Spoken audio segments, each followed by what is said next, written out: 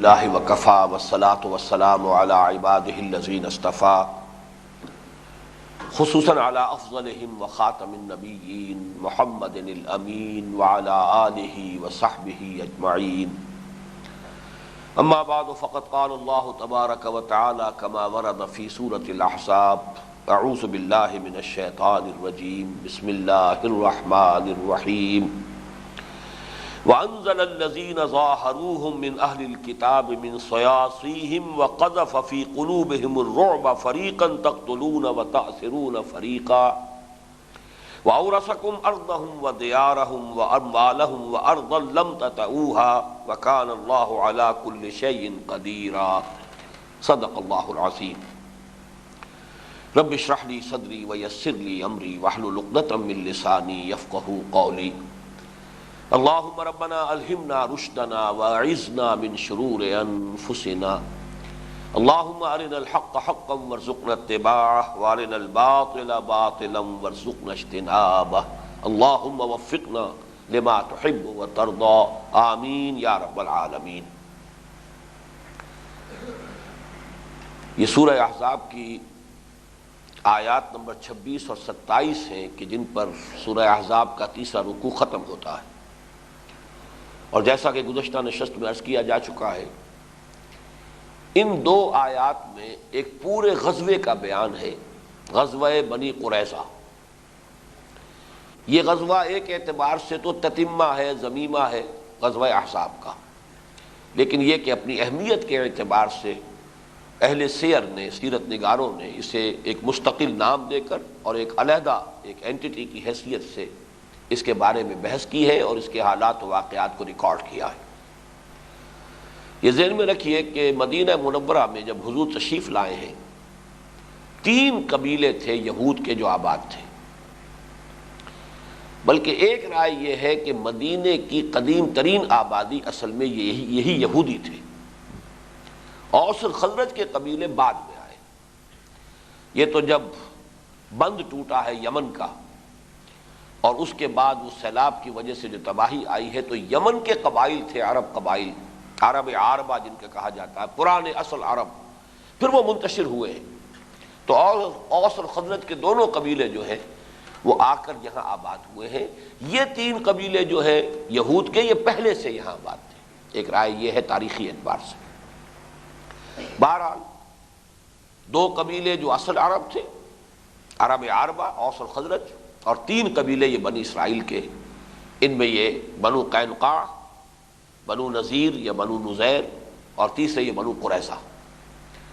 ان سے حضور نے صلی اللہ علیہ وسلم عہد کیا، معاہدہ کیا،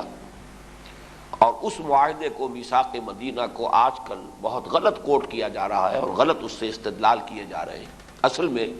یہ ایک وقتی تدبیر تھی، جیسے صلح حدیبیہ ایک وقتی تدبیر تھی، وہ کوئی مستقل اور دائم قانون نہیں ہے اہل ایمان کے لیے، بلکہ یہ کہ حضور صلی اللہ علیہ وسلم کے تدبر کا شاہکار ہے۔ اصل میں تو جو آخری جو چارٹر ہے قرآن مجید کا، وہ ہے کہ جو سورہ توبہ میں آیا ہے، جبکہ تکمیل ہو گئی حضور کے مشن کی، اور اسی زمانے میں وہ آیت مبارکہ نازل ہوئی، الیوم اکملت لکم دینکم واتممت علیکم نعمتی ورضیت لکم الاسلام دینا۔ پھر وہ چارٹر دیا گیا کہ جو عرب کے مشرکین ہیں ان کے لیے کوئی رعایت نہیں ہے، اگر وہ ایمان نہیں لائیں گے تو قتل کیے جائیں گے۔ البتہ یہود اور نصارہ کو ایک تیسرا آپشن ہے، یعطوا الجزیۃ عن ید وہم صاغرون، جزیہ پیش کریں اپنے ہاتھ سے، چھوٹے بن کر رہیں، اور اسلامی حکومت کی نظام خلافت کی بالادستی کو قبول کریں، تب وہ رہ سکتے۔ اور اسی پر پھر قیاس ہوا ہے تمام پوری ہماری مسلم تاریخ میں، جو کوئی علاقہ بھی مسلمان جو ہیں جاتے تھے تو 3 شرطیں وہاں پیش کرتے تھے۔ ایمان لے آؤ تو ہمارے برابر کے بھائی ہو، تمہارے اموال، تمہاری جائیدادیں، ہر شے محفوظ،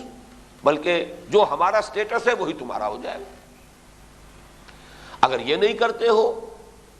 تو پھر اسلام کی بالادستی قبول کرو اور جزیہ دو، اور یہ بھی اگر قبول نہیں تو پھر تیسرا الٹرنیٹیو یہ کہ میدان جنگ میں آؤ، تلوار ہمارے اور تمہارے درمیان فیصلہ کرے گی۔ تو اسلام کا جو اصل ہے وہ تو یہی ہے۔ دوبارہ بھی اگر اسلام کی اصل ریاست اور اصل نظام خلافت کہیں قائم ہوا تو یہی 3 چیزیں ہوں گی سامنے موجود۔ طاقت اگر ہو، قوت اگر ہو، اور پھر یہ ہے کہ باطل کا غلبہ یا باطل کا کسی بھی اللہ کی زمین کے کسی بھی قطعے یا خطے پر باطل کا غلبہ گوارا کر لینا، یہ تو پھر ایمان کے منافی ہے۔ بہرحال یہ تین قبیلے جن سے حضور نے صلح کی تھی، یہ ان اپنی صلح کی شرائط میں بند کر رہ گئے۔ منٹگومری واٹ نے جس نے کتابیں لکھی ہیں دو حضور کی سیرت پر، محمد at Mecca, Muhammad at Medina صلی اللہ علیہ وسلم، تو اس کی دوسری جو جلد ہے یہ محمد ایٹ مدینہ، یعنی حضور کی مدنی زندگی پر جو کتاب لکھی ہے، اس میں جتنے الفاظ ہو سکتے ہیں تعریف کے، مدح کے، ستائش کے، اور وہ بھی سپرلیٹیوز کی شکل میں اس نے استعمال کر دیے۔ تدبر، معاملہ فہمی، انسان شناسی، حکمت، ہر چیز کے اعتبار سے گویا کہ، اور حضور کے تدبر کا بہت بڑا شاہکار جو ہے وہ یہ ہے کہ آپ نے وہاں جا کر جو معاہدہ کیا ان تینوں قبیلوں کے ساتھ، اس میں وہ جکڑے گئے، لیکن پیچ و تاب اندر ہی اندر وہ کھاتے رہتے تھے، اور کسی نہ کسی قبیلے کی طرف سے اسی پیچ و تاب میں کبھی کوئی ایسی حرکت ہو جاتی تھی کہ جس سے گویا کہ اس کی جانب سے وہ جو صلح ہے وہ ختم ہو گئی، معاہدے کی خلاف ورزی ہو گئی۔ چنانچہ غزوہ بدر کے فوراً بعد بنو قینقاع کا معاملہ ہوا، وہ جلا وطن کیے گئے۔ پھر غزوہ احد کے بعد سن 4 میں بنو نذیر یا بنو نذیر، اس کے دونوں تلفظ ہیں، ان کی طرف سے معاملہ ہوا، تو باقاعدہ میں اس سے پہلے بیان کر چکا، غزوہ بنی نذیر اس کے باقاعدہ ایک نام ہے، انہیں بھی جلا وطن کیا گیا۔ لیکن ہوا یہی کہ جلا وطن کیا گیا، ان میں سے کچھ لوگوں کو قتل نہیں کیا گیا، بلکہ یہ بھی اجازت دی گئی اپنا ساز و سامان بھی جتنا لے جا سکتے ہو، اموال منقولہ جو بھی ہے لے جاؤ۔ بنو نذیر تو جب گئے ہیں تو اپنے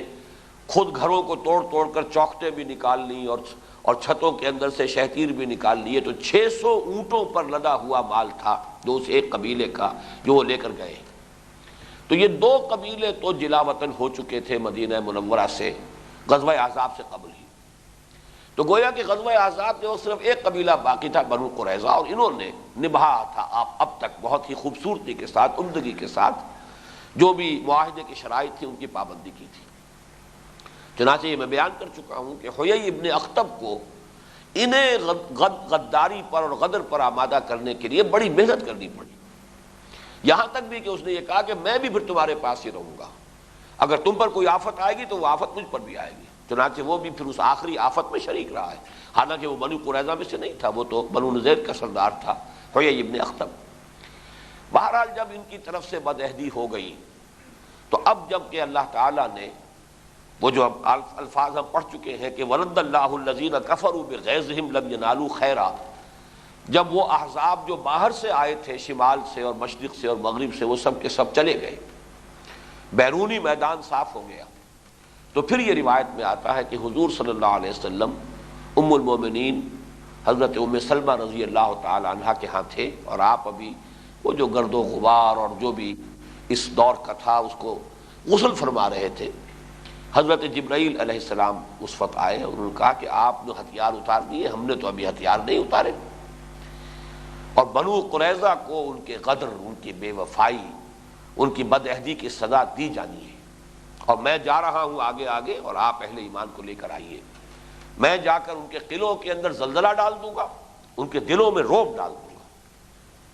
یہی اصل میں ملائکہ کا جو ہے سب سے زیادہ جو کارگر ہوتا ہے وہ یہی ہے کہ ان کے دلوں کے اوپر اللہ تعالیٰ ملائکہ کے ذریعے سے دہشت اور رعب طاری فرما دیتا ہے۔ بہرحال اس کے بعد حضور صلی اللہ علیہ وسلم نے بھی اعلان عام فرمایا، حضرت علی کو تو اپنا علم دے کر اور کہا کہ فوراً روانہ ہو جاؤ، اور باقی اعلان عام کر دیا۔ آپ نے فرمایا جو شخص بھی سمع و طاعت پر قائم ہے، یہ الفاظ بڑے پیارے ہیں، جو شخص بھی سمع و طاعت پر قائم ہے وہ عصر کی نماز قریظہ بنو قریظہ کے ہاں پہنچے بغیر نہ پڑھے۔ اصل میں اس میں حضور کی طرف سے تاکید تھی کہ عصر تک وہاں پہنچ جانا چاہیے تمام اہل ایمان کو،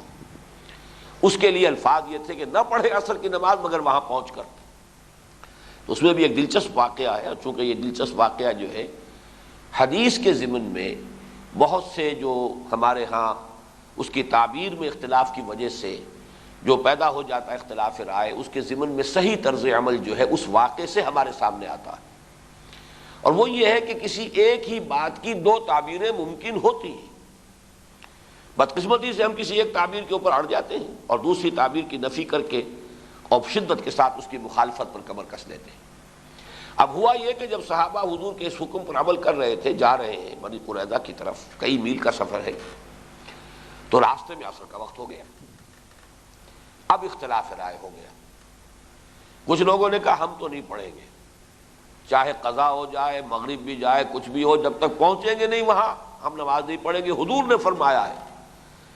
کہ نہ پڑھو عصر کی نماز مگر وہاں پہنچ کر۔ دوسروں نے کہا کہ نہیں، یہ منشا نہیں تھا، الفاظ کو نہ دیکھو، اصل منشا کو دیکھو۔ اصل میں تو تاکید کرنی مقصود تھی کہ ہم جلد از جلد پہنچیں، عصر سے پہلے پہلے پہنچ جائیں، لیکن اب جب کہ عصر کا وقت ہو گیا ہے تو ہم اپنی عصر کو کیوں ضائع کریں، نماز پڑھ لیں۔ تو اس تعبیر کے اختلاف کی وجہ سے کچھ لوگوں نے نماز نہیں پڑھی اور جا کر عشاء کے وقت پڑھی، عصر مغرب سب ملا کر۔ جیسے کہ وقوف عرفہ میں واپسی ہوتی ہے میدان عرفات سے سورج کے غروب ہونے کے بعد، لیکن مغرب وہاں نہیں پڑھی جاتی، وہ تو جس وقت بھی پہنچیں گے اب مزدلفہ میں تو مغرب اور عشاء ملا کر وہاں پڑھیں گے۔ یہی معاملہ انہوں نے سمجھا کہ حضور نے جو حکم دیا ہے اس کا منشا یہ ہے۔ کچھ حضرات نے نماز پڑھ لی۔ بعد میں جب حضور صلی اللہ علیہ وسلم کے سامنے یہ اختلاف رائے پیش کیا گیا کہ یہ معاملہ آپ نے دونوں کو صحیح قرار دیا، چونکہ یہ تعویل ہے، تعبیر ہے، حضور صلی اللہ علیہ وسلم کے حکم کی خلاف ورزی کسی کے پیش نظر نہیں ہے، بلکہ اگر کوئی فرق ہے در حقیقت تو وہ تعویل اور تعبیر کا ہے۔ بہرحال وہاں جب گئے، حضرت علی جب پہنچے، سب سے پہلے وہی پہنچے، تو بنو قریظہ چونکہ ان کی جمعیت بھی بہت تھی، 600-700 تو افراد وہ تھے جو جنگ کے قابل تھے، بعد میں ان کا جو حشر ہوا وہ بعد میں بیان کروں گا۔ انہوں نے اسلحہ بھی بہت جمع کیا ہوا تھا، قلعے ان کے بڑے مضبوط تھے، دیواریں اونچی اونچی تھیں، پھر یہ کہ ہر اعتبار سے سیلف سفیشینٹ، خود مکتفی، ان کے اپنے انہی قلعوں کے اندر جو ہے وہ ان کے کنویں بھی تھے جن سے پانی آ رہا ہے، کوئی انہیں پانی باہر سے لینے کی ضرورت نہیں، رسد جو ہے بہت طویل عرصے کے لیے ان کے پاس ساز و سامان کھانے پینے کے لیے موجود ہے۔ تو انہوں نے فوراً اپنے دروازے وغیرہ بند کیے، قلعہ بند ہو گئے، اور فصیل کے اوپر سے حضور صلی اللہ علیہ وسلم اور اہل ایمان کو گالیاں، غلیظ گالیاں دینی شروع کر دیں۔ بہرحال یہاں سے پھر وہ محاصرہ شروع ہوا ہے، اور 20-25 دن تک محاصرہ جاری رہا ہے۔ مسلمان کچھ کوشش بھی کرتے تھے لیکن اوپر سے تیروں کی بچھاڑ آتی تھی، ایک قلعہ ہے، قلعے کے اوپر سے، لہذا وہ پیش قدمی مشکل ہو جاتی تھی۔ یہ صورتحال جو ہے 20-25 دن تک قائم رہی۔ اس کے بعد ایک طرف تو یہ ہوا کہ حضرت علی رضی اللہ تعالی عنہ نے بہت بلند آواز سے کہا کہ اب چاہے مجھے وہی کچھ چکھنا ہو جو کچھ کہ حمزہ نے چکھا ہے، یعنی جیسے 2 سال پہلے میرے چچا حمزہ رضی اللہ تعالی عنہ ان کی شہادت ہو چکی ہے، آج میں بھی اس کے لیے تیار ہوں، لیکن یہ کہ بہرحال آج یہ میں نے قلعہ ضرور فتح کرنا ہے۔ ایک تو یہ، اور حضرت علی رضی اللہ تعالی عنہ کی طرف سے جب پروکلیمیشن آئی ہے تو اس سے ان کے دل دہل گئے، اور پھر یہ کہ خود بھی ان کے اندر جو رعب قائم ہو چکا تھا مسلمانوں کا، تو تزلزل پیدا ہو چکا تھا۔ انہوں نے یہ کہا کہ ابو لبابہ رضی اللہ تعالی عنہ، اوس کے ایک انصاری صحابی ہیں، ان کے چونکہ جو باغات وغیرہ تھے وہ قریظہ ہی کے علاقے میں تھے، ان کے اہل و عیال بھی وہیں رہتے تھے، اور ان سے کافی ان کے مراسم تھے، گھریلو جس طرح آپ کہتے ہیں، فیملی ٹرمز۔ تو انہوں نے یہ کہلوایا، حضور کو پیغام دیا کہ ابو لبابہ کو ہمارے پاس بھیج دیں، ہم ان سے مشورہ کرنا چاہتے ہیں۔ ابو لبابہ رضی اللہ تعالیٰ عنہ پہنچے تو انہوں نے پوچھا کہ کیا کریں ہم، تمہارا کیا خیال ہے، ہم اپنے آپ کو محمد کے حوالے کر دیں، محمد کے فیصلے پر صلی اللہ علیہ وسلم سرنڈر کر دیں؟ ان کا ہاں کر دو، لیکن اشارہ کر دیا کہ تمہاری گردنیں اڑا دی جائیں گی۔ لیکن فوراً احساس ہوا کہ میں نے تو خیانت کی، یہ یعنی بے خبری میں غیر ارادی طور پر، یا چونکہ ایک بہرحال مراسم تو تھے، جیسے کہ بعد میں فتح مکہ کے موقع پر معاملہ ہوا ایک صحابی کے ذریعے سے، انہوں نے بھی اس کمزوری کا مظاہرہ کیا تھا، تو حضرت ابو لبابہ سے وہ کمزوری ہو گئی، لیکن فوراً ہی انہیں تنبہ ہوا کہ یہ میں نے کیا کیا، میں تو گویا کہ خیانت کا مرتکب ہو گیا۔ تو واپس آئے فوراً، اور آ کر اپنے آپ کو ستون سے باندھ دیا کہ اب اللہ میری توبہ قبول فرمائے اور حضور خود آ کر مجھے خود ستون سے یہاں سے کھولے تو ہی میں یہاں سے آزاد ہوں گا، ورنہ میں یہاں بندھا رہوں گا۔ 6 دن رات بندھے رہے ہیں کہ ان کی زوجہ محترمہ آتی تھی، نماز کے وقت انہیں کھولتی تھی، نماز پڑھ کے پھر بند جاتی تھی۔ حیرت ہوتی ہے،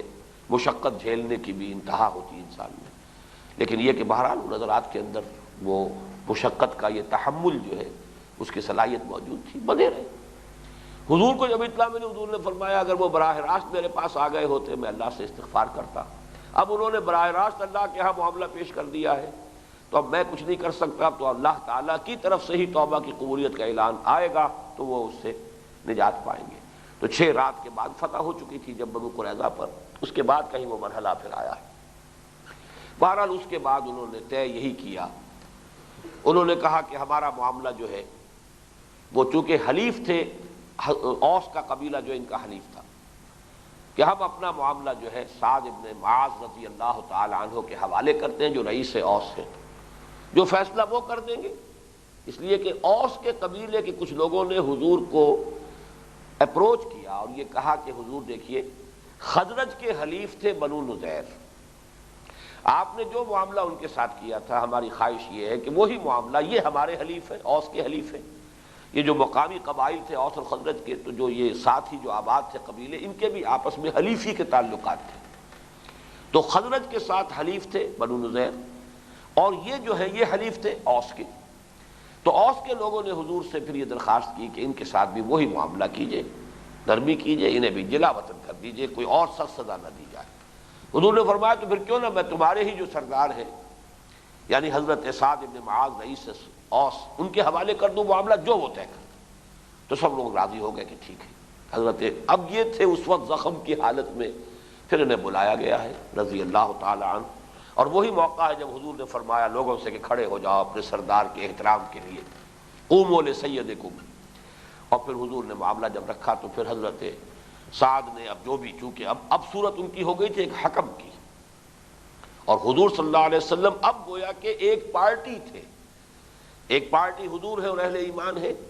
اور ایک پارٹی جو ہے وہ بنو قریظہ ہے، اور ان کی حیثیت ہے ایک طرح سے حکم کی۔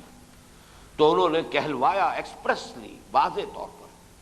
کہ جو میں فیصلہ کروں گا وہ انہیں قبول ہوگا۔ یہود کی طرف اشارہ کیا ان کا، جی ہاں ہمیں قبول ہوگا، اور یا مسلمانوں کو بھی قبول ہوگا کہ جی ہاں ہمیں بھی قبول ہوگا، اور جو یہاں ہیں انہیں بھی قبول ہوگا، اشارہ کیا حضور کی طرف لیکن رخ دوسری طرف کر دیا، جو یہاں ہیں ان کو بھی قبول ہوگا۔ حضور نے فرمایا ہاں مجھے بھی قبول ہوگا،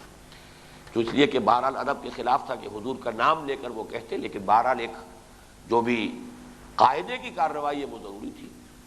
تو انہوں نے فیصلہ یہ کیا کہ اوس جو خزرج ہیں وہ اپنے آپ کو جب سرنڈر کر دیں تو ان کے تمام قابل جنگ جتنے مرد ہیں ان کو قتل کیا جائے،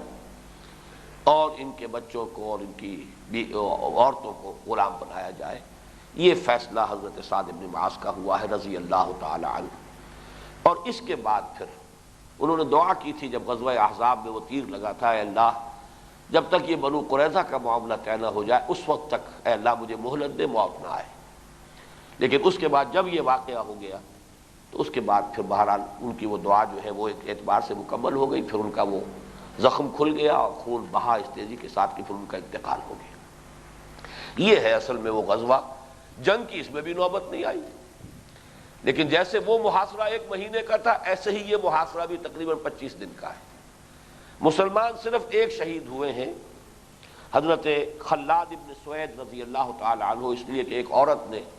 فصیل کے اوپر سے ان پر چکی کا پارٹ پھینکا ہے اور اس سے وہ مجروح ہو گئے اور ہلاک ہو گئے۔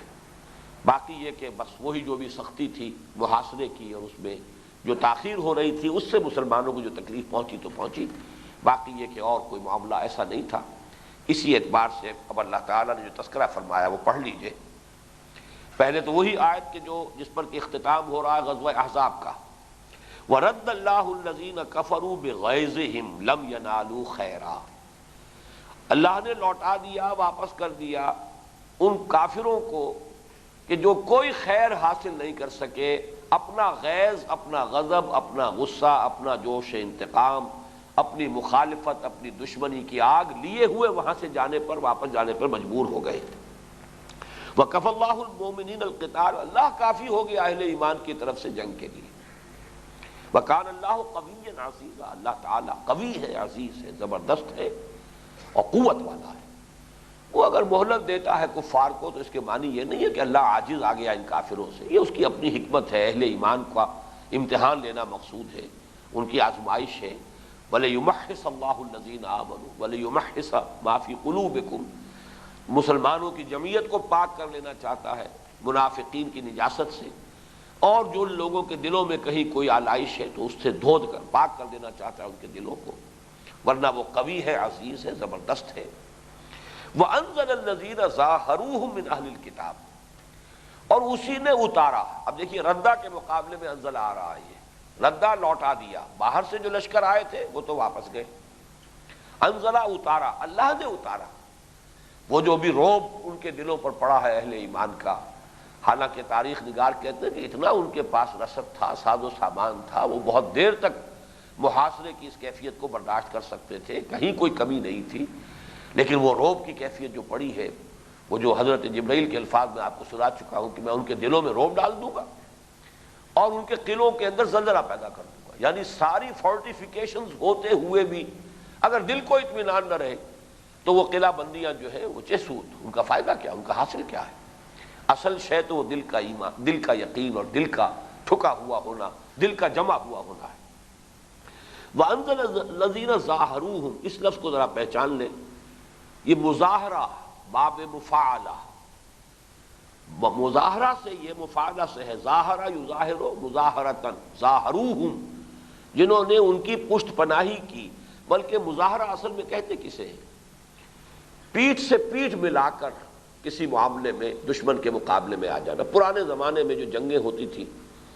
تو اب فرض کیجئے کہ دو آدمی ہیں کہ درگاہ میں آ گئے اور چاروں طرف سے ان پر حملہ، اس کے بعد وہ اپنی پیٹھ سے پیٹھ ملا کر کھڑے ہوتے تھے تاکہ دشمن کا جو بھی حملہ ہو دونوں کے لیے وہ سامنے سے ہو۔ تو مظاہرہ اصل میں لفظ جو ہے وہ اس کے لیے ہے، اپنی پیٹھوں کو جوڑ لینا۔ تو جنہوں نے بھی، اب اس کا جو مراد ہے، مفہوم ہے، وہ یہی ہے کہ مدد کرنا، حمایت کرنا۔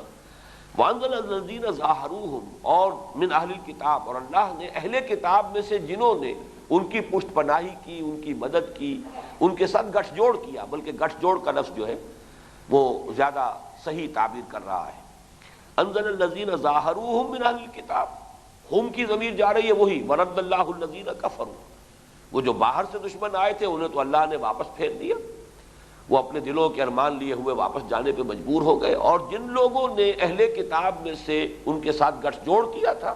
انہیں من سیاسیہم، ان کے قلعوں میں سے نیچے اتار دیا۔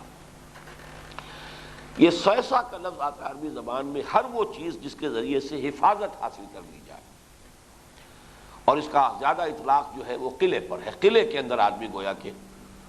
فی بروج مشیدہ جیسے دوسرے مقام پر آیا ہے کہ وہاں سے انسان پروٹیکشن لیتا ہے، حفاظت لیتا ہے۔ من ورائے جدر، فصیلوں کے پیچھے آدمی ہے تو بڑی اس کو ایک حفاظت کا احساس ہوتا ہے کہ دشمن کا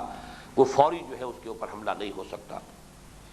اسی لیے گائے کے سینگ کو بھی کہتے ہیں، یہ جو اس کا بھی organs of offence and defence, یہ جو اللہ تعالیٰ نے ہر حیوان کو دے رکھے ہیں اپنی حفاظت اور مدافعت کے لیے، تو سینگ جو ہے وہ اس کے لیے اس کی حفاظت کا ذریعہ ہے۔ اور جو ایک جانور ہے سیہ کے جس کے بہت زیادہ وہ کانٹے اس کے جسم پر ہوتے ہیں بڑے بڑے، اور جب اسے کوئی دشمن کا اندیشہ ہوتا ہے تو وہ پورے اپنے وہ کانٹے کھڑے ہو جاتے ہیں، وہ گویا کہ وہ اس کی زرہ بن جاتی ہے، زرہ بخچر بن جاتا ہے اس کے جسم کے لیے، اس کے تحفظ کے لیے، اس کو بھی سیسا کہتے ہیں، اس کی جمع ہے یہ سیاسیہم۔ اللہ اتار لایا اہل کتاب میں سے جن لوگوں نے ان کے ساتھ گٹھ جوڑ کیا تھا ان کے قلعوں سے، وَقَذَفَ فِي قُلُوبِهِمُ الرُّعْبَ، اور ڈال دیا ان کے دلوں میں رعب، مرعوبیت اتنی ہو گئی، بزدلی کا مظاہرہ کیا،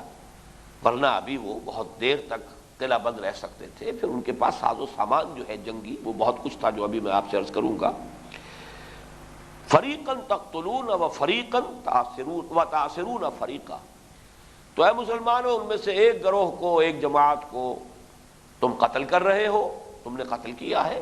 حضرت سعد بن معاذ رضی اللہ تعالی عنہ کے فیصلے کے مطابق، تو 600 یا 700 مرد ہیں جو قتل ہوئے، اور سیرت النبی صلی اللہ علیہ وسلم میں یہ سب سے زیادہ ایسا مقام ہے کہ جس میں محسوس ہوتا ہے کہ اللہ تعالیٰ کی کسی حد کو یا اللہ کے کسی فیصلے کو نافذ کرنے کے لیے حضور صلی اللہ علیہ وسلم کو کتنا اپنا جی کڑا کرنا پڑا ہوگا۔ آپ رؤوف ہیں، رحیم ہیں، آپ کے دل میں شفقت ہے، رافت ہے، رحمت ہے، لیکن یہ کہ بہرحال جب دین کا معاملہ ہو اور اقامت دین کا تقاضا ہو، یا یہ کہ حدود اللہ کا معاملہ ہو تو پھر سختی کرنی پڑتی ہے۔ جیسے کہ معاملہ سامنے آتا ہے کہ وہ خاتون جو زنا کی مرتکب ہو گئی تھی، اور پھر انہوں نے آ کر خود غامدی خاتون رضی اللہ تعالی عنہ انہوں نے آ کے اقرار کیا ہے اللہ کے رسول مجھ سے وہ خطا ہو گئی ہے جس کی سزا رجم ہے، تو مجھے پاک کر دیجئے، مجھے رجم کر دیجئے۔ اسی طریقے سے ایک مرد بھی ہے صحابی کے جن سے اسی قسم کا معاملہ ہوا ہے، تو حضور نے اگرچہ سزا کو ٹالنے کی کوشش کی ہے، یہ کہ تم سے کوئی غلطی ہوئی ہے یا تم، یعنی جب وہ آئے تھے، میں نام بھول رہا ہوں جو صحابی ہے ان کا نام، معاذ، حضرت معاذ اسلمی، تو کہا کہیں یہ نشے میں تو نہیں ہے جو یہ بات کہہ رہا ہے کہ میں نے زنا کیا ہے؟ لوگوں نے منہ سونگ کر کہا کہ نہیں، نشے میں تو نہیں ہے، بقائے بھی ہوش و حواس کہہ رہا ہے جو کچھ کہہ رہا ہے۔ پھر سوال کیا کہ شاید ایسا ہی ہو بس کہ تم زنا تک بات نہ پہنچی ہو، ایسے ہی تم نے جو بھی مقدمات زنا ہے اس پر اکتفا، نہیں حضور میں نے زنا کیا۔ پھر اس کے بعد حضور صلی اللہ علیہ وسلم نے جب ہر طرف سے، ورنہ یہ کہ ایک جو ہے جو اصولی جو ہدایتیں دی گئی ہیں اسلامی ریاست کے عدالتی نظام کے بارے میں، وہ یہ ہے کہ ادرؤوا عن المسلمین الحدود، مسلمانوں سے حدود کو، سزاؤں کو دور کرنے کی کوشش کرو۔ اسی سے وہ اصول بنا ہوا ہے کہ شک کا فائدہ ملزم کو جائے گا، جب تک کہ بالکل قطعی ثبوت نہ ہو جائے اس وقت تک حد جاری نہیں کی جا سکتی۔ ذرا سا بھی شک و شبے کا معاملہ ہو تو شک کا فائدہ، جسے ہم ملزم کہہ دیتے ہیں، ملزم صحیح لفظ نہیں ہے، صحیح تلفظ نہیں، ملزم، ملزم تو اصل میں وہ پروزیکیوٹر ہوتا ہے، الزام لگانے والا، پروزیکیوٹنگ انسپیکٹر، یا جو بھی کوئی الزام لگا رہا ہے جو فرد جرم اس پر عائد کرا وہ ملزم ہے۔ ملزم جس پر الزام لگایا گیا وہ ملزم ہوتا ہے، تو شک کا فائدہ ملزم کو پہنچنا چاہیے۔ یہ ہے کہ جو اصل میں حضور صلی اللہ علیہ وسلم کا دیا ہوا اصول ہے، اور ادرؤوا الحدود عن المسلمین، حدود کو دور رکھنے کی کوشش کرو، ٹریگر ہیپی نہ ہو جاؤ کہ تمہیں اسی میں خوشی محسوس ہونے لگے کہ لوگوں کے اوپر حدیں جاری کرو، جہاں بھی گنجائش ہو بچانے کی بچاؤ، لیکن یہ کہ جہاں بالآخر کرنا پڑے تو بہرحال اللہ کا حکم ہے، پھر تو کرنا ہوگا۔ رافت اور رحمت اور شفقت ذاتی جو ہے وہ اس میں آڑے نہیں آ سکتی۔ تو یہ معاملہ واقعتاً جب آدمی تصور کرتا ہے تو ایک دفعہ لرز اٹھتا ہے۔ 600-700 افراد مدینے کے بازار کے اندر خندقیں کھودی گئی ہیں، اور ان کو ایک ایک کو بلا کر پھر ان کی گردن ماری گئی ہے، اور سب کے سب ان خندقوں میں دفن کیے گئے ہیں۔ یہ سزا ہے کہ جو بنو قریظہ کو دی گئی ہے، چونکہ نہایت کرٹیکل مومنٹ میں، یوں سمجھیے کہ بالکل یہ تو ایسا ہی ہے کہ جیسے بال برابر کا فرق رہ گیا تھا، ورنہ کسر کیا رہ گئی تھی۔ اہل ایمان کا تو آخری خاتمے والا معاملہ تھا، اور اس یقین کے ساتھ آئے تھے وہ لوگ جنہیں اللہ نے لوٹا دیا۔ وَرَدَّ اللَّهُ الَّذِينَ كَفَرُوا بِغَيْظِهِمْ لَمْ يَنَالُوا خَيْرًا، یہ تو اللہ تعالیٰ کی حکمت بالغہ، اللہ تعالیٰ کی اپنی مشیت، اللہ کی اپنی تدبیر خصوصی سے ہوا ہے، ورنہ بظاہر احوال تو کوئی بچنے کی شکل موجود تھی نہیں۔ ایسے موقع پر جو بھی غداری کی گئی ہے اس کی سزا صحیح یہی ہے، اور یہ تورات کی شریعت کے عین مطابق ہے۔ یہود پر در حقیقت تورات کی شریعت ہی کا فیصلہ ہے کہ جو نافذ کیا ہے حضرت سعد بن معاذ نے رضی اللہ تعالیٰ عنہ۔ تو فرمایا فریقاً تقتلون وتأسرون فریقا، ایک گروہ کو تم قتل کر رہے ہو اور ایک گروہ کو تم نے اسیر بنا لیا۔ یہ اسیر بنائی گئی ہیں عورتیں، بچے، جو بھی تھے کہ جو جنگ کی صلاحیت رکھنے والے نہیں تھے۔ 600-700 جوان جو لوگ تھے جنگ کے قابل، ان سب کی گردن ماری گئی۔ وَأَوْرَثَكُمْ أَرْضَهُمْ وَدِيَارَهُمْ وَأَمْوَالَهُمْ وَأَرْضًا لَمْ تَطَئُوهَا، اور تمہیں وارث بنا دیا ہے مسلمانوں ان کی زمین کا، ان کے باغات تھے، بہت خوشحال مرفہ الحال لوگ تھے، باغات، کھیت۔ وَأَوْرَثَكُمْ أَرْضَهُمْ، تمہیں وارث بنا دیا ان کی زمین کا، زمینوں کا، وَدِيَارَهُمْ، اور ان کے گھروں کا۔ اب ظاہر بات ہے کہ بنو نذیر تو سب کچھ اپنا توڑ پھوڑ کر چلے گئے تھے، اور اپنے کواڑ بھی لے گئے تھے، اور اپنی وہ چھتوں کی کڑیاں بھی لے گئے تھے، یہاں تو انہوں نے سرنڈر کیا، تو گویا کہ ان کے تمام وہ محل اور ان کی تمام گڑھیاں، ان کے قلعے، ان کے گھر، اس کا ساز و سامان پورا کا پورا بطور مال غنیمت مسلمانوں کے ہاتھ میں آیا۔ وَأَمْوَالَهُمْ، تو تین چیزیں، وَأَوْرَثَكُمْ أَرْضَهُمْ وَدِيَارَهُمْ وَأَمْوَالَهُمْ، تمہیں وارث بنا دیا ہے مسلمانوں ان کی زمین کا بھی، ان کے گھروں کا بھی، اور ان کے اموال کا بھی۔ وَأَرْضًا لَمْ تَطَئُوهَا، اور ایک ایسی زمین کا بھی کہ جس پہ ابھی تم نے فوج کشی نہیں کی ہے، جس کو تم نے اپنے گھوڑوں یا اپنے اونٹوں کے قدموں تلے پامال نہیں کیا ہے، اس کے بارے میں میں حیران ہوا ہوں کہ مولانا اصلاحی صاحب نے اس کی تعبیر کی ہے اسی بنو قریظہ کے علاقے سے، لیکن یہ کہ یہ تمام مفسرین کے بھی خلاف ہے، اور واقعہ یہ ہے کہ حضور صلی اللہ علیہ وسلم نے جو معاملہ کیا ہے پھر ان کے اموال کے ساتھ، اس کے اعتبار سے بھی بالکل ایک غلط بات ہے کہ جو انہوں نے کہہ دی ہے، بڑی حیرت ناک بات ہے۔ اصل میں زمین جس کے اوپر کو مسلمانوں نے فوج کشی نہ کی ہو، اس کے بغیر مال مل جائے تو مال فے ہے، وہ پھر تقسیم نہیں ہوتا مال غنیمت کی حیثیت سے، بلکہ وہ پورا کا پورا بیت المال کا ہوتا ہے۔ یہ غزوہ بنی نذیر کے بعد یہ معاملہ کیا گیا، قرآن مجید میں آیا ہے کہ چونکہ تم نے تو فوج کشی نہیں کی، اس کے بغیر ہی اللہ تعالیٰ نے تمہیں فتح عطا کر دی ہے، لہذا اس میں کسی کا کوئی حصہ نہیں ہے، یہ تمام اموال اللہ اور اس کے رسول کے لیے۔ تو وہ مال فے ہے جس پر کہ قیاس کیا ہے بعد میں حضرت عمر رضی اللہ تعالی عنہ نے، جب ایران اور عراق اور شام اور مصر فتح ہو گئے تو ان کی تمام جو بھی جائیدادیں غیر منقولہ تھی اسے مال فے میں شمار کیا ہے، لیکن بہرحال حضور کی حیات طیبہ میں مال فے کا جو معاملہ تھا اس کا اطلاق ہوا تھا بنو نذیر، جو کچھ عرصے پہلے ایک سال پہلے جو جلا وطن کیے گئے تھے ان کے مال پر، اس کی تقسیم نہیں ہوئی مسلمانوں میں، بلکہ پورا کا پورا مال بیت المال کے اندر چلا گیا۔ یہاں غزوہ بنو قریظہ میں جو بھی مال ملا ہے اسے تو حضور نے تقسیم کیا ہے، اور جو بھی مسلمان جنہوں نے حصہ لیا اس محاصرے میں ان سب کا حصہ اس میں سے لگا کر دیا گیا ہے، مال غنیمت ہے۔ تو اس کو اس زمین اس لفظ کا مصداق سمجھنا بہت ہی میں سمجھتا ہوں کہ ایک غالباً توجہ نہیں ہوئی ہے، بے توجہی میں ہو گیا ہے۔ اکثر جو ہمارے مفسرین ہیں انہوں نے اس سے سمجھا ہے یہ خیبر کی طرف اشارہ ہے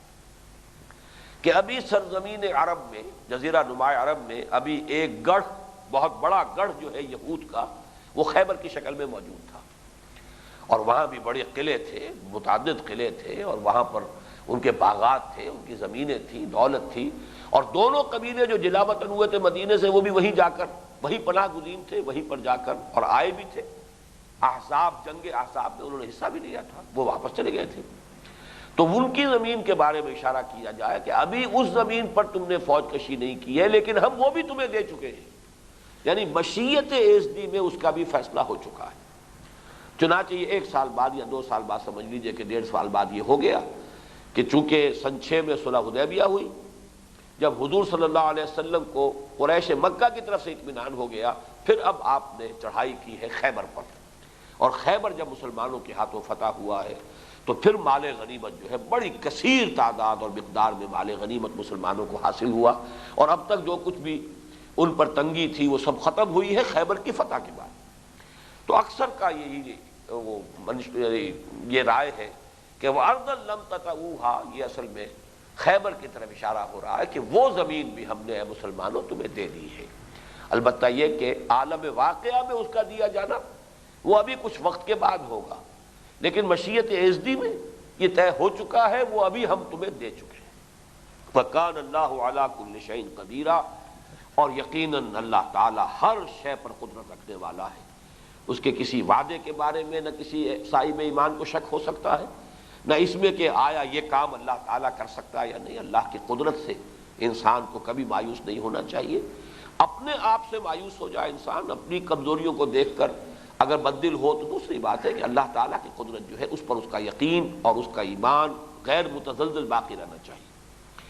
اب یہ غزوہ احزاب کا تذکرہ بھی مکمل ہوا اور غزوہ بنی قریظہ کا بھی۔ اب نوٹ کر لیجئے کہ یہ جو غزوہ احزاب اور غزوہ بنی قریظہ، ان دونوں کو اگر آپ یکجا کر لیں، اور حقیقت میں تو یہ ایک دوسرے کے ساتھ جڑے ہوئے ہیں، ان کو ٹرننگ پوائنٹ سمجھیے حضور صلی اللہ علیہ وسلم کی انقلابی جد و جہد۔ وہ جو سیرت نبوی سے ہم انقلاب کے مراحل جو مستنبط کرتے ہیں، اخذ کرتے ہیں، تو ان میں جو آخری دور شروع ہوا قتال کا، اور اس قتال کا دور ہم اس پر اب کافی اپنے نشستیں منعقد کر چکے ہیں۔ اذن قتال سے پھر قتال کی فرضیت، پھر اس کے اوپر جو بھی مختلف مراحل آئے ہیں، تو غزوہ احزاب ٹرننگ پوائنٹ، یعنی اہل ایمان پر امتحانات کی سختی، شدت، انٹینسٹی انتہا کو پہنچ گئی، اور گویا کہ اس کے بعد جو اللہ تعالیٰ کی سنت ہے کہ پھر اللہ تعالیٰ کی طرف سے مدد آتی ہے۔ چنانچہ جیسے کہ وہ آیت میں نے بارہا کوٹ کی اس درس کے دوران، آیت نمبر 214 سورہ بقرہ کی، ام حسبتم ان تدخلوا الجنۃ ولما یاتکم مثل الذین خلوا من قبلکم مستهم البأساء والضراء وزلزلوا حتى يقول الرسول والذين آمنوا معه متى نصر الله الا ان نصر الله قریب۔ جب یہ امتحان اس شدت کو پہنچ جاتا ہے کہ وقت کے رسول اور ان کے ساتھی پکار اٹھتے ہیں کہ اب اللہ کی مدد کب آئے گی، تو پھر انہیں خوشخبری دی جاتی ہے کہ اللہ کی مدد قریب ہے، آیا چاہتی ہے۔ بددل نہ ہو، مایوس نہ ہو، تم پاس ہو گئے، کامیاب ہو گئے، امتحان کے اندر تم سرخرو ہو گئے، تم نے اپنے ایمان کا ثبوت فراہم کر دیا، اور یہی مقصود تھا۔ اب اللہ تعالیٰ کی طرف سے مدد آیا چاہتی ہے اور فتح تمہارے قدم چوما چاہتی ہے۔ چنانچہ اسے نوٹ کیجئے کہ روایات سے یہ معلوم ہوتا ہے کہ حضور صلی اللہ علیہ وسلم نے غزوہ احزاب کے بعد مسلمانوں کو یہ خوشخبری دے دی تھی۔ چنانچہ ایک تو الفاظ وہ ہیں جو مولانا مودودی نے تفہیم القرآن میں نقل کیے ہیں، لیکن افسوس یہ کہ انہوں نے حوالہ نہیں دیا ہے، یہ حدیث کی کسی اور کتاب میں یہ الفاظ ہوں گے۔ لن تغزوکم قریش بعد عامکم ھذا ولکنکم تغزونہم۔ اے مسلمانوں، اب قریش تمہارے اس سال کے بعد اب وہ تم پر کبھی اقدام کر کے حملہ آور نہیں ہوں گے، اب انیشیٹو تمہاری طرف سے ہوگا، اب اقدام ہم کریں گے۔ لن تغزوکم قریش بعد عامکم ھذا، اس سال کے بعد۔ اس سے بھی اندازہ ہوتا ہے کہ کس طرح حضور کی نبض، حضور کی جو انگلیاں ہیں وہ بالکل حالات کے نبض پر تھی۔ پورا اندازہ تھا کہ اب قریش آخری بار تھی، یہ اب ان میں ہمت نہیں ہے، ٹوٹ چکے ہیں اندر سے، اب ان کے اندر حوصلہ برقرار نہیں رہا ہے، تو یہ آخری بار تھی۔ اللہ تعالیٰ کی طرف سے جو شدید آزمائش آ گئی، اے مسلمانوں تمہارے لیے خوشخبری ہے، لن تغزوکم قریش بعد عامکم ھذا ولکنکم تغزونہم۔ لیکن یہ کہ بخاری شریف میں جو الفاظ آئے ہیں وہ الرحیق المختوم کے مصنف نے کوٹ کیے ہیں، الآن نغزوہم، اب ہم ان پر حملہ کریں گے، ولا یغزوننا، اب وہ ہم پر حملہ کرنے کی جرات نہیں رکھتے، نحن نسیر الیہم، اب ہم ان کی طرف جائیں گے۔ چنانچہ اصل میں اسی کا ظہور ہے کہ جو پھر عمرے کے لیے آپ گئے ہیں، صلح حدیبیہ ہوئی ہے۔ اور یہ بھی نوٹ کر لیجئے تاریخی اعتبار سے، اگرچہ میں آج کل جو تقاریر خلافت کے سلسلے میں نے کی ہے اس میں اس بات کو میں واضح کر رہا ہوں کہ زمانے کے اعتبار سے نوٹ کر لیجئے کہ یہ جو خوشخبری سورہ صف میں آئی تھی جو ہم پڑھ چکے ہیں، وہ تو ہمارے چوتھے حصے کے اسباق میں سے، اس میں جو فرمایا گیا تھا وَأُخْرَىٰ تُحِبُّونَهَا نَصْرٌ مِّنَ اللَّهِ وَفَتْحٌ قَرِيبٌ، یہ بالکل اسی زمانے میں یہ صورت نازل ہوئی ہے کہ اے مسلمانوں اب اللہ کی مدد آیا چاہتی ہے اور قدم تمہارے اور فتح تمہارے قدم چوما چاہتی ہے۔ وَبَشِّرِ الْمُؤْمِنِينَ، اور اے محمد صلی اللہ علیہ وسلم اہل ایمان کو بشارت دے دی۔ میرے نزدیک یہ حضور کا یہ فرمانا کہ لن تغزوکم قریش بعد عامکم ھذا ولکنکم تغزونہم، یا الآن نغزوہم ولا یغزوننا نحن نسیر الیہم، یہ گویا کہ سورہ صف کی اس آیت نمبر 13 کے اندر جو حکم وارد ہوا ہے، یہ در حقیقت اس حکم کی تعمیل میں حضور نے یہ خوشخبری دی ہے۔ وَأُخْرَىٰ تُحِبُّونَهَا نَصْرٌ مِّنَ اللَّهِ وَفَتْحٌ قَرِيبٌ وَبَشِّرِ الْمُؤْمِنِينَ۔ اور ایک اور چیز جو تمہیں بہت پسند ہے، اصل تو اللہ تعالیٰ کے پیش نظر تو آخرت ہے، آخرت کا وعدہ پہلے آ چکا ہے، یغفر لکم ذنوبکم ویدخلکم جنات تجری من تحتہا الانہار ومساکن طیبۃ فی جنات عدن ذلک الفوز العظیم واخری تحبونہا نصر من اللہ وفتح قریب وبشر المؤمنین۔ لیکن یہ کہ ساتھ ہی نوٹ کر لیجئے کہ سورہ نور کا زمانہ نزول بھی وہی ہے، اور سورہ نور میں وہ آیت آئی ہے وعد اللہ الذین آمنوا منکم وعملوا الصالحات لَيَسْتَخْلِفَنَّهُمْ فِي الْأَرْضِ كَمَا اسْتَخْلَفَ الَّذِينَ مِنْ قَبْلِهِمْ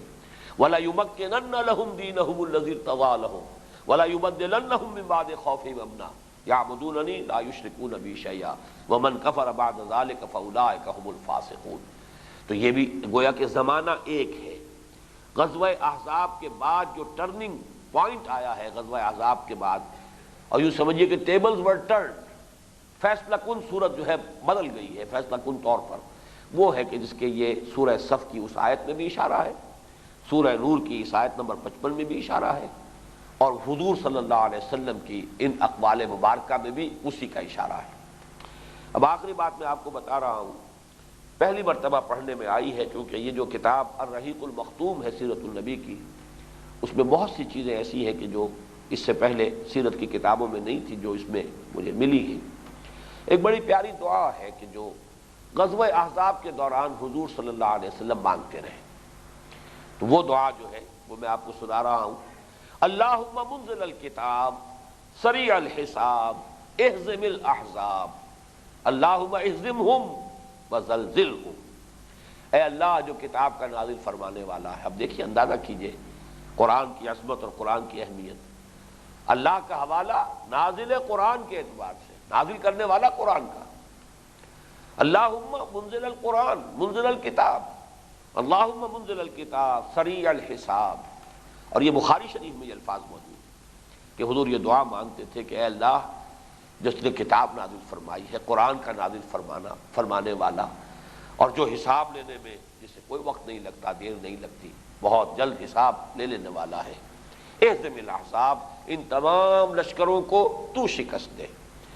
انہیں تو فرار پر مجبور کر دے۔ اللہم اہزمہم وزلزلہم، اے اللہ ان کو ہزیمت دے، ان کو شکست دے، اور ان کے دلوں کے اندر زلزلہ پیدا فرما دے۔ ساتھ ہی میں نے نوٹ کیا تھا کہ جو مال غنیمت جو اور ملا،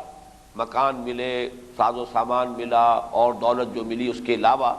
جو اسلحہ برآمد ہوا بنو قریظہ کے اس گھروں میں سے اور قلعوں میں سے، ان کی مقدار یہ ہے کہ 1500 تلواریں، 2000 نیزے، 300 زرہیں اور 500 ڈھالیں ان کے پاس موجود تھے، اور 600-700 لوگ موجود تھے جو جنگ کر سکتے تھے، جنہیں کہ پھر قتل کیا گیا، جن کی گردن ماری گئی۔ لیکن اس سے اندازہ ہوتا ہے کہ جب ہمت جواب دے جائے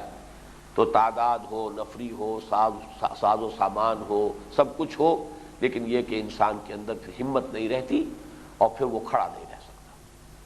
بہرحال اس پر ہمارا یہ آج کا سبق ختم ہو رہا ہے۔ بارک اللہ لی ولکم فی القرآن العظیم ونفعنی وإیاکم بالآیات والذکر الحکیم۔